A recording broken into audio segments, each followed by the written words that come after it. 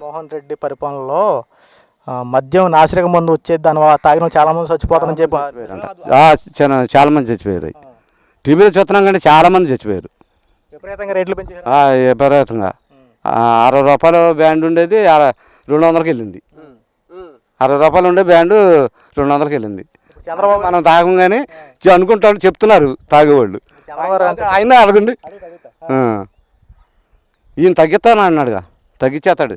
జగన్మోహన్ రెడ్డి ప్రభుత్వంలో బాగా విపరీతంగా ఏంటంటే మొత్తం దోచేసుకున్నారని చెప్పి మాట్లాడుతున్నారు. బాగా మాది 7 కోట్లు ఉసిరి తినేశారు.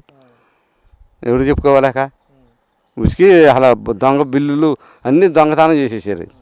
అది దౌర్దానం, అంతా దౌర్దానం అండి.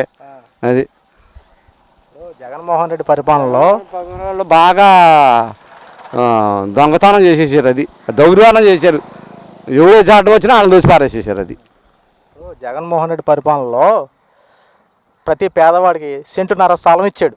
ఇప్పుడు చంద్రబాబు నాయుడు గారు 3 సెంట్లు ఇస్తానంట, 4 లక్షలు ఇల్లు కట్టుకోవడానికి కూడా ఇస్తానన్నారు. దీన్ని మనం ఎలా చూడవచ్చు? బాగా చూడవచ్చు. అది బాగా చూడవచ్చు. 3 సెంట్లు 4 లక్షలు డబ్బులు ఇస్తా అన్నాడు. బాగా చేయాలి, ఆయనకే ఓట్లు వేయాలి. ఇప్పుడు చంద్రబాబు గారు ఎంత మంచి పనులు చేస్తాను, జగన్మోహన్ రెడ్డి రాష్ట్రంలో దౌర్జన్యాలు పెరిగిపోయినాయి అన్నాడు. ఎంతవరకు నిజమే? అవన్నీ దౌర్జన్యం బాగా పెరిగిపోయినాయి. అలా ఇప్పుడు పర్వాలా, బాగానే ఉంది. మరి చంద్రబాబు గారు అభివృద్ధి జరుగుద్దా? అభివృద్ధి జరుగుద్ది. పేదవాడి పక్షాన ఉంటానన్నాడు చంద్రబాబు. ఉంటారా?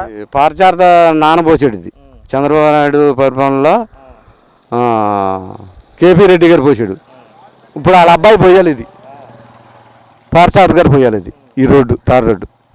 ఎలాంటి మంచిగా మంచోడే ప్రజల పక్షంలో అసలు మొన్న ఓట్లు వేసాక ఓసారి చూసి వెళ్ళాడు, అందరిని పలకరించి వెళ్ళాడు. నేనే గెలుస్తానని గెలిచాడు, అంతే.